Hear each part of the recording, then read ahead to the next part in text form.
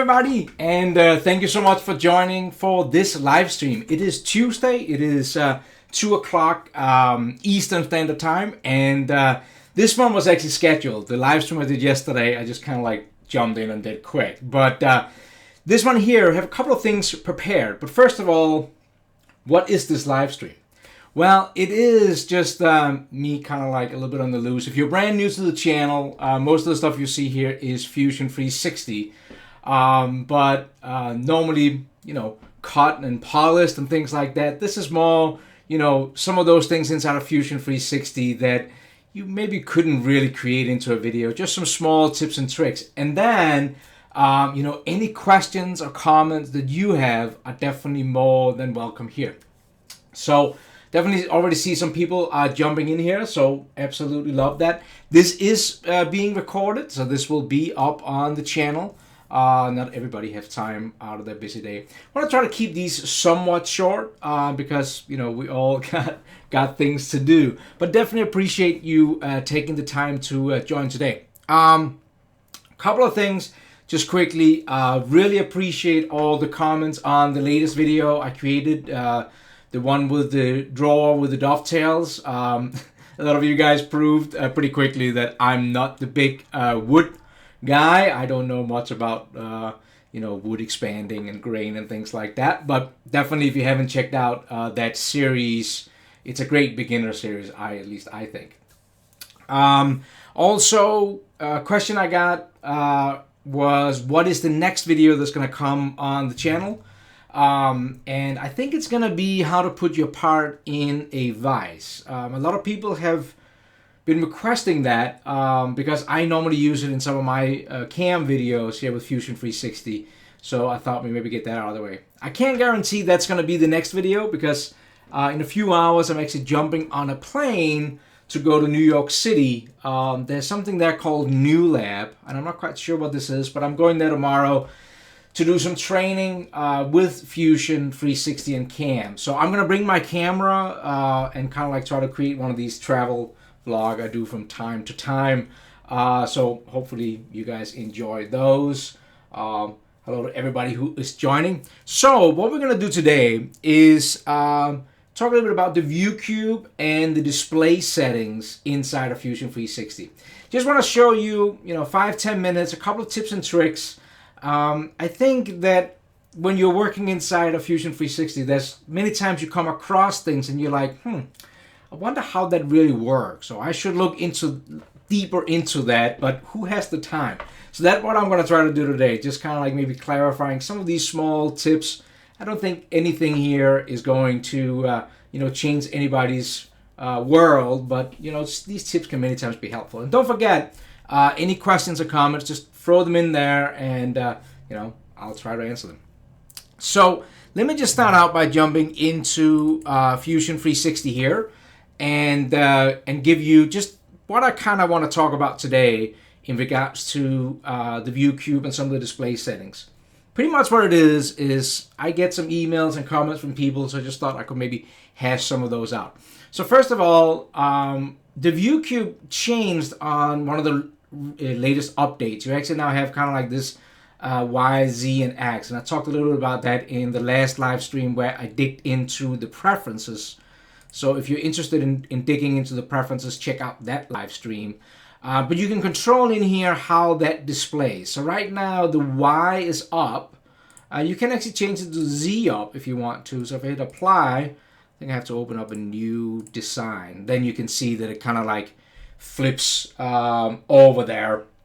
So you can see that I normally have it like this with the Y up. That just kind of like makes, I guess it makes most sense to me here. So let me just change that back. So that I think is important. Now a couple of other things with this view cube up here you need to know about. First of all, if you hover over here, you see there's a home kind of icon up here. So that will take you kind of like back to this isometric kind of view display. There's also a little button to the lower right. If you click on that, you get some different dialogues showing up. You can also get those by right-clicking on it. That's probably what you will see me do most of the time. So just wanted to kind of like quickly clarify what the different things do. So I brought in this model here.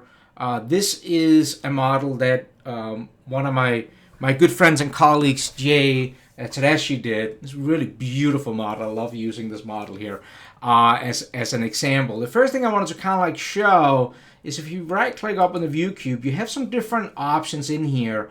You can do orthographic, perspective, and perspective with all ortho faces. And for some people, you already know what all this is. But what it is orthographic is kind of like straight on. So no depth of field at all. If I switch over to perspective, you will see that the model kind of like switches and ends up looking more like it would in real life. There's kind of like depth of field.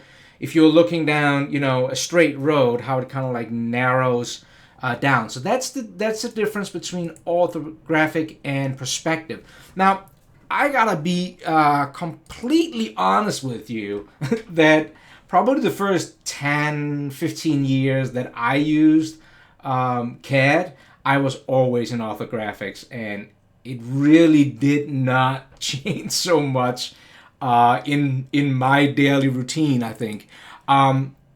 But now, where a lot of the stuff I'm doing is kind of like making it look, pretty as my job in technical marketing, I do prefer the perspective view. The problem about perspective view, though, is that anytime you try to go and model something, it screws you up. So let me just open up this little starter motor here. It might be a little bit easier for us to look at. So if we look at the starter motor here, let me just make sure we are in perspective mode. If I go in and open up a sketch on something flat here to create a new sketch, it will go normal too. Now, the problem by being in perspective, see, it jumped to orthographic. The problem about being in perspective, look what happens to this view. Everything kind of like gets, the depth of field kicks in. Suddenly you can't catch edges, and it's really hard to see. So when you're sketching straight on, you prefer to be orthographic on something. But maybe if you're trying to make something look more realistic, like if we go back to the overall assembly here, you maybe want it in perspective, because it kind of like gives that depth of field. Well, the solution in here is this option called perspective with ortho faces. So this is what I use as default in here. I always have it on this one here, because what it let me do is I'm looking at this part right here. It looks kind of pretty because it is, perspective. But as soon as I start a sketch, the software will automatically jump into orthographic. So that's what that function do there. It would actually jump back and forth depending on where you are in. So I think if I jump out of it now, you will see that it jumps into perspective orthoface. So just, I would say, leave it here. Now the next feature here can actually be really nice. Set current view as home. So right now, if I hit the home button in this part, it kind of like jumps to that isometric view right here. But if you're working on a part, let's say if I just zoom in a little bit on this part here, let's say that we are working on something very specific inside of here, and you kind of like would like this to be your home position for a little while as you're working in here. If I right click and say set current view as home, like this, then that will actually become home. So click here, fixed distance. Now this is actually home. It means that if I move this thing around and I hit the home button, you will see that it goes home to that position that we just set. That is extremely nice if you're working on like in a big assembly and you're trying to get things kind of like figured out. You're working on a certain area. This option up here. So that was right click on the view cube and set current view as home. Now you actually get a option to say fixed distance or fit to view. So you get a couple of options in there, and then you can reset it home. So whenever you're done with this view, you can just hit reset home, and now it will take me back to where I was before. So that is extremely helpful. Now the next one I want to show you is probably, this one down here is probably just as, if not more, more awesome, and that is you can change your view. What I'm talking about is, Jay modeled this up, and Jay is awesome at modeling things up. But have you ever tried where you bring something into something into Fusion, and what you think should be top comes in as back or in as front, and there's no rule about that, but it can be ignoring as crap, right? Like you're sitting there, every time you're going to front, then it shows up as top, and you're like, this is driving me crazy. Well, that is where this function is awesome. So if we're looking at this one here, if I go to back, it shows this here. Now this is probably because Jay modeled it up, probably what it should be, but if I wanted to change that, I could go in and right click on the view cube, and I could say that I wanted to change this as top. Now if I do that, you will see that now this view cube have changed, and now this is the top. So I can spin it around here, and if I, go back to top, you will see that it now stays at top. So that's right click, and you can set it right down here to whatever you want. Another thing that might be good to show also is that if you hover over it, notice how you get a couple of arrows here. Here you can actually rotate the view cube around, what is kind of nice. I use that quite a bit. And then you can also flip the view by hitting one of those small arrows on the side. You can kind of like rotate around. That can actually also sometimes be helpful instead of sitting here holding the middle mouse button and spinning the part around. So I hope that this is kind of helpful here in regards to that view cube. Just one of these things that if you didn't know, then you can chase your tail around a little bit, and then with those functions right up there, the right click menu, you can do a couple of neat things. I hope this is helpful.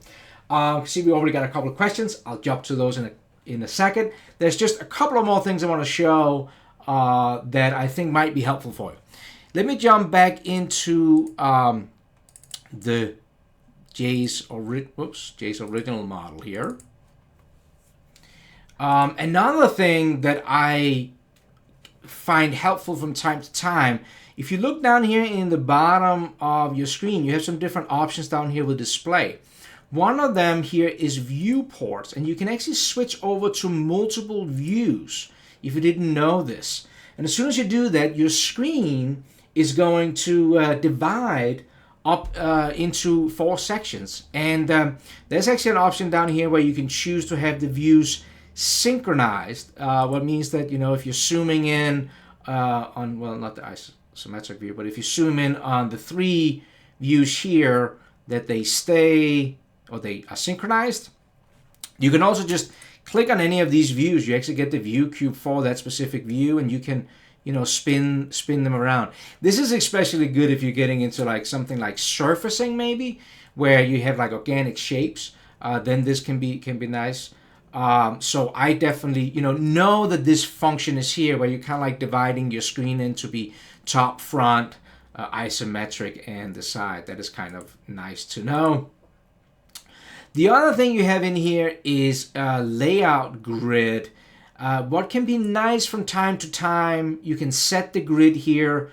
So it's called layout. So if you're trying to lay out some, big machine or different parts together, you can kind of like get this grid, what is almost like old school graph paper down here. You can change the grid settings. You can set different increments. That's, by the way, also what we see if we go in. Let me turn it off. If we go in and start a new sketch 2 here, then you also get a grid, right? As you've probably seen. You can control that over to the right over here, by the way. You can turn the on and off. You can also turn the snap on and off. So if it's set to snap, if I just go in and create a rectangle, it's actually snapping to those settings in there. So some people like to work like this. Some people don't want to use kind of like the grid function in here. I think it's just nice to know that it's there, I guess. The last thing I want to show was one of the comments on one of my latest YouTube videos that I thought was pretty good. The comment was that the background inside of Fusion 360 absolutely killed this guy's eyes. How the heck do you change the background? And you can do that. Of course you can. So what you can do, if you go down to display settings, down here in the bottom, there is environments. And here you can change into some of the different ones. So the one here is called Photo Booth. But if I go into blue, you can change the background here so it shines like that. I think there's also one that is called, there's a dark sky that will give you this. And when I used to work on the manufacturing floor in our computer room, we actually had all the lights were shut completely off, so you just had these dimming computer monitors, and I could definitely see how a white background or the photo booth background could kind of like shine in your eyes like that. So be aware of that. You have these different options down here. I don't know, the gray room is a little gray, and then you have, this is the one I normally run in, the photo booth. That is also the default one there. So that was really just what I had planned on kind of showing you here. Like I said, my idea with this is, well, I want to take some of your guys' questions if you have any. I asked a question the other day on Instagram. I said, what can I do for you? And the responses was all like, somebody would like some more advanced videos. I got some great suggestions. I was afraid that somebody was going to ask for a 6-pack of a bottle of scotch or a mortgage payment, but luckily nobody asked for that. But let me ask the same thing for you here. If there's anything specifically that I can do for you, let me know, and I will definitely try to get on it for whatever my realm of possibilities are. So I hope that these small videos here, these live streams, are helpful in regards to, I get to show a couple of the small functions within Fusion that you maybe don't normally see happening in the videos. So let me just quickly check here and see who we got on here. So we got a bunch of people. Hey everybody! Heini, thank you for joining, and Simon is here. Steve, thank you everybody for jumping on here. All right, so we got some questions about 3D printing. So most 3D printing software have Z upwards. If you design for 3D printing, you will want to change the Z so the model won't get rotated. That's a good point. Also be aware of, though, let's get back into Fusion, that up under here under the make, you can go into 3D print. And I thought that if you're using Mesh Mixer, that you can also spin things around. But yeah, definitely be aware of that you can rotate things around. I will say one thing though, because I'm not 100% sure, because when you're rotating up here for the current view like I did before, I don't know how that works with 3D printing actually, to be honest, because all I'm doing here is changing the camera. I am not sure if that will actually change how it comes in. But hey, that's a great point. So definitely if you're doing 3D printing, maybe that's the answer you have right there, that's will do it. I don't know. 3D printing for life. I'm doing awesome, man. Hope you are too. All right. So thank you so much. I don't think there was a question in there.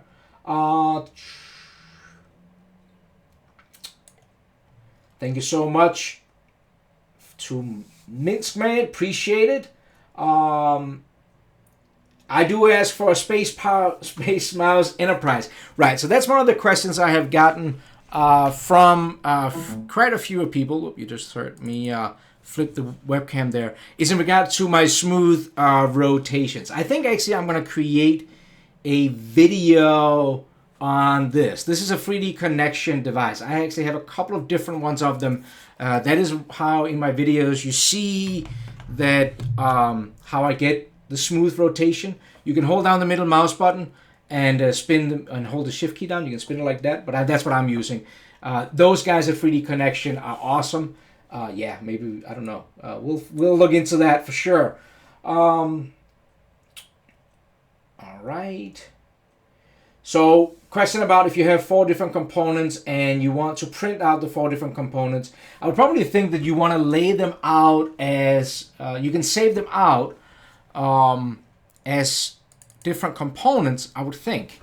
So if you go in, you can actually, these are link components, right? The ones that comes from the outside and go and is in, but these components exist inside of this assembly. You can actually right click here and you can save them out as individual components, and then you can definitely print them. I'm not quite sure. Maybe there's something with Mesh Mixer where you can break it up.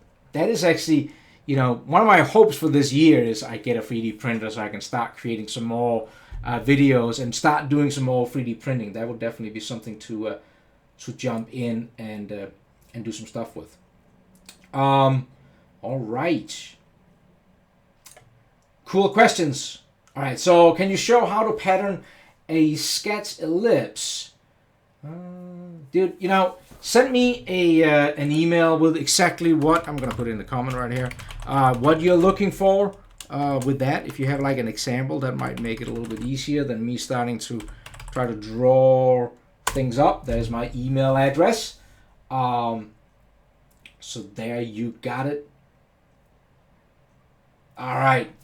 Do I have a spare Haas Vertical 3 VM3? Right, would be nice. If I just had a CNC machine myself, that would be cool. All right, guys. Very cool. When is sheet metal coming from Brian?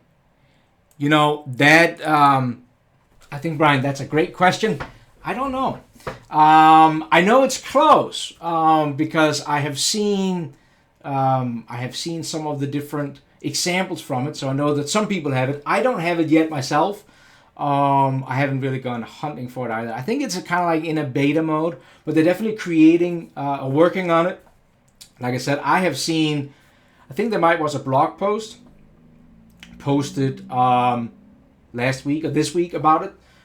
So that is definitely on its way, and I'm looking forward to it too. And definitely something I'm going to make a video on when it comes out, because I don't think that CAD companies have always done such a great job when it comes to sheet metal. They just kind of like said, hey, look at this. It's great. It flattens, but never anything about K-factors and all those things that becomes a little bit more complicated. So I'm definitely, when that comes out, I'm definitely planning on doing a video of that.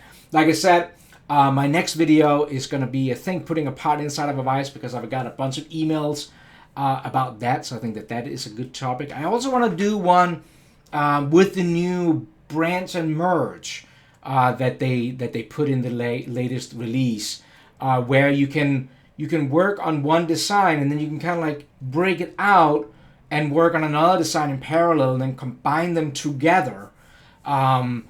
This is actually, I think this idea is stolen from the development team. This is how software had been developed for years, where you kind of like have a mainstream that is going, and then you kind of like break off and reconnect later down the road with new functions and things. And I don't know why CAD companies haven't used this before, because it sounds like it makes a lot of sense. So I definitely want to look into that setup. Cool, guys. A couple of guitars in the background. If I'm going to close out with a tune, no, I just I play for myself. I'm not that good. Hey everybody, I hope that you find these live streams helpful. I definitely love this because I feel like I'm connecting with you instead of like just the videos or even webinars where everybody's kind of like just staring at the screen here. So I really appreciate you taking the time to jump in here. We have over 60 people in here. 53 right now. We had over 60. So I definitely appreciate you guys taking the time to jump in here and watch this. I hope it's helpful. And I will definitely make sure that I schedule another one of these coming up in the near future. So it is recorded. It will be up on the YouTube channel shortly. And hey, everybody, have an awesome day. I will be jumping on a plane to New York City in a few hours, and I will bring my camera. I will record it. Hopefully some kind of a fun travel video can come out of that you guys hopefully will check out later. So until the next time, thank you so much. You guys are the best. See you later.